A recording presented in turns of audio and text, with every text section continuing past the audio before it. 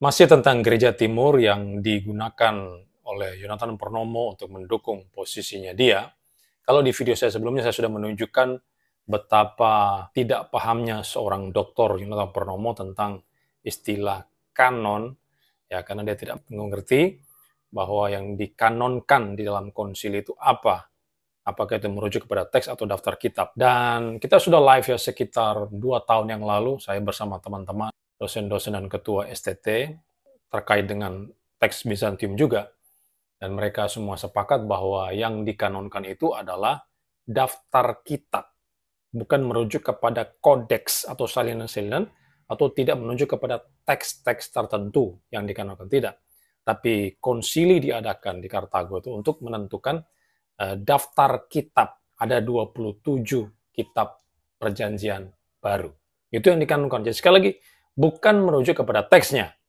Tapi kan Dr. Yonatan Purnomo dengan begitu percaya dirinya, dia mengatakan bahwa semua Alkitab di luar Bizantium itu tidak kanon. Yang punya Protestan tidak kanon.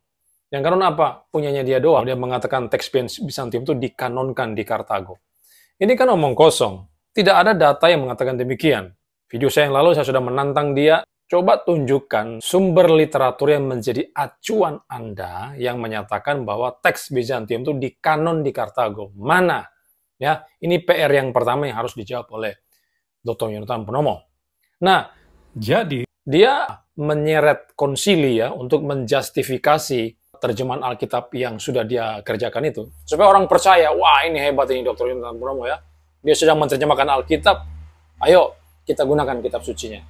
Padahal mereka nggak tahu bahwa Yonatan Purnomo sudah melakukan sebuah kebohongan. Kenapa? Karena ketika dia mengatakan teks Bizantium dikanonkan di Kartago, dia tidak menunjukkan dasar rujukannya itu dari mana. Dia tahu itu dari mana, dari buku mana, halaman berapa, penulisnya siapa. Itu tidak ada sama sekali. Jadi dia hanya sekedar melemparkan klaim pribadi, asumsi pribadi, pendapat pribadi, yang kemudian dia pakailah konsili supaya orang percaya akan hal itu. Hanya orang yang tidak paham bagaimana itu, apa itu kanon, yang mau mengikuti Dr. Yonatan Purnomo. Kalau orang yang sekolah benar, kuliah benar, belajar benar di STT, dia pasti menolak apa yang disampaikan oleh Yonatan Purnomo itu. Kalau kami punya data yang lengkap, sumbernya dari mana, buku mana, literatur mana, halaman berapa, sudah kami bahas di live beberapa waktu yang lalu. Saudara bisa nonton di channel ini ya. Nah, dalam hal ini saya tambahkan lagi ya, saya punya salah satu buku, yaitu judulnya adalah ini, Survei Perjanjian Baru. Ya, Survei Perjanjian Baru oleh Merrill C. Tini. Kalau saudara buka di halaman 506, dikatakan di sini ya, dia membahas tentang kanon di sini ya. Daftar resmi atau kanon, mulai halaman yang ke 494, ini bicara tentang kanon dan naskah perjanjian baru.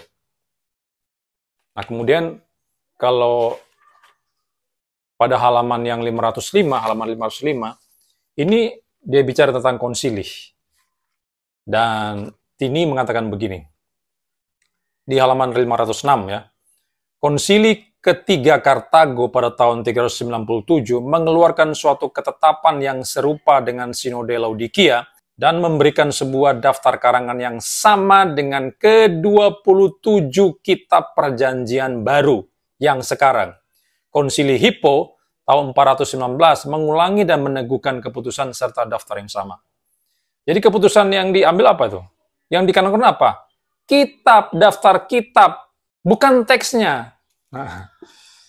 Aduh, ngarang sekali. Jadi bukan teksnya, bukan kodeks yang dikanonkan, bukan teks Bizantium, tetapi apa? Daftar kitab. Atau saudara bisa juga melihat dalam teologia sistematikanya Henry C. Tyson oleh Gandum Mas, penerbitnya 2010, halaman 92 dan 93. Tyson berkata begini, pada akhir abad kedua, semua kitab kecuali 7 yaitu Ibrani, 2 dan 3 Yohanes, 2 Petrus, Yudas, Yakobus, dan Wahyu sudah diterima dalam kanon PB, dan pada akhir abad keempat, ke-27 kitab PB telah diterima semuanya, khususnya oleh gereja-gereja barat. Setelah konsili Damasin di Roma 382, serta konsili Kartago ketiga 397, Gereja Barat sudah menyelesaikan masalah kanon. Ini cuma salah satu sumber ya. Kami sudah live di beberapa waktu yang lalu menunjukkan berbagai sumber yang sangat bisa dipercaya. Tapi sekali lagi, mana sumbernya Dr. Yonatan Purnomo? Mana sumbernya Dr. Yonatan Purnomo? Dari dulu hanya asal klaim saja. Saya punya datanya banyak, ada di buku-buku lengkap loh. Sekali lagi ya, Anda sedang seminar akademik, mestinya Anda menyampaikan pada waktu seminar, bukan kemudian mengalihkan nanti ada di dalam buku saya. Sekali lagi, Anda mau seminar atau jualan buku. Nah, dia kan katakan begini ya, saya dan Gereja Timur pakai Alkitab kanon yang tanpa salah. Hanya gereja reformasi dari Barat, Protestan, yang tidak kanon. Sekali lagi, dia menyeret menggunakan Gereja Timur untuk mendukung posisinya dia. Saya sudah buktikan ya, dan mempertanyakan dia, Gereja Timur mana yang menggunakan terjemahan yang persis sama seperti yang digunakan oleh Yonatan Purnomo. Dia mengatakan Lembaga Alkitab Indonesia, terjemahannya itu tidak kanon, salah ya, berbau bidan dan sebagainya.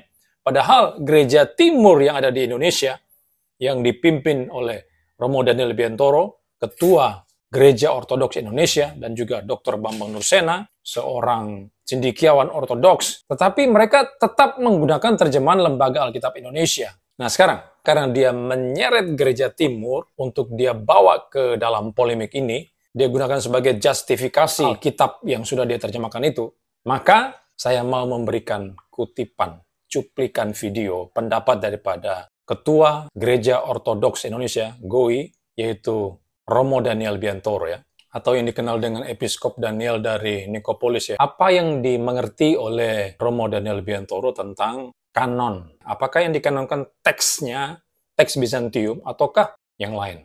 Saudara simak berikut ini.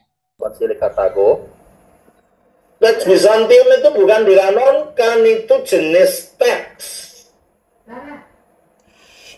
Jenis, ada macam-macam teks itu, bukan macam teks yang diketemukan di sini, diketemukan di sini, diketemukan di situ. Nah itu di mana penemuan teks itu disebut namanya. Ini tidak ada kaitannya dengan pengkanonan. Namanya saja teks Bizantium. Ya di Bizantium lah kalau seandainya diketemukan. Bizantium itu di Turki, bukan di mana tadi? Di Libya atau mana tadi? Terus apa lagi? Nah, Romo Daniel Biantoro sendiri mengatakan teks Bizantium itu bukan dikanonkan. Yang dikanonkan bukan teksnya. Silakan Dr. Yonatan Purnomo nonton video ini. Jangan mentang-mentang Anda mau menggolkan proyek terjemahan Alkitab yang Anda buat sendiri itu, lalu Anda berusaha menyeret Konsili Kartago, menyeret Gereja Timur untuk menjustifikasi terjemahan yang Anda sudah buat itu. Buktinya, Romo Daniel Biantoro sendiri tidak sependapat dengan Anda. Jadi dalam hal ini, Romo Daniel Biantoro sebagai Gereja Timur, Gereja Ortodoks Timur itu tidak sependapat dengan Yonatan Purnomo. Jadi waktu Yonatan Purnomo mengatakan, saya dan Gereja Timur pakai Alkitab kanon. Yang dia maksud dengan Alkitab kanon sini adalah bahwa teks Bizantium itu yang dikanonkan. Sementara Gereja Timur yang dipimpin oleh Romo Daniel Biantoro, GOI, Gereja Ortodoks Indonesia itu, tidak memahami seperti yang dipahami oleh Yonatan Purnomo. Bagi Romo Daniel, teks Bizantium itu tidak dikanonkan. Nah sekarang Yonatan Purnomo bilang Gereja Timur sama dengan dia itu sama dalam hal apa? Jelas berbeda. Jadi kalau Yonatan Purnomo mengatakan bahwa dia sama dengan Gereja Timur, sama-sama mengakui Alkitab kanon yang disebut dengan teks Bizantium itu, maka dia sedang ngarang di sini.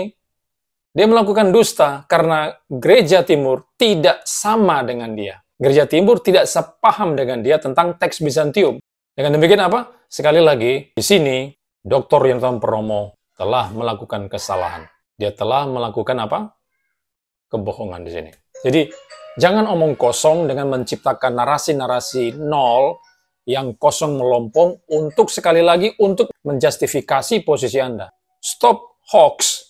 Jangan terus menyebarkan kebohongan-kebohongan publik kalau Anda tidak punya data. Kalau mau menjadi seorang yang akademik, tunjukkan datanya. Ketika Anda ngomong A, berikan datanya. Sumbernya dari mana? Ketika Anda mengatakan teks Bizantium di kanon di Kartago, tunjukkan literatur mana yang ngomong begitu. Nah, saya sudah memberikan faktanya bahwa Gereja Timur yang dipimpin oleh Romo Daniel Biantoro sendiri, itu tidak sependapat dengan Yonatan Purnomo dalam hal ini. Oke? Jadi gereja timur yang mana yang Anda maksudkan itu? Aduh. Katanya ini orangnya akademiknya, tapi kok modelnya seperti ini? Aduh, sangat miris sekali ya. Memalukan sekali. Ya sudah, sampai di sini aja, nanti saya akan lanjutkan tanggapan yang berikutnya.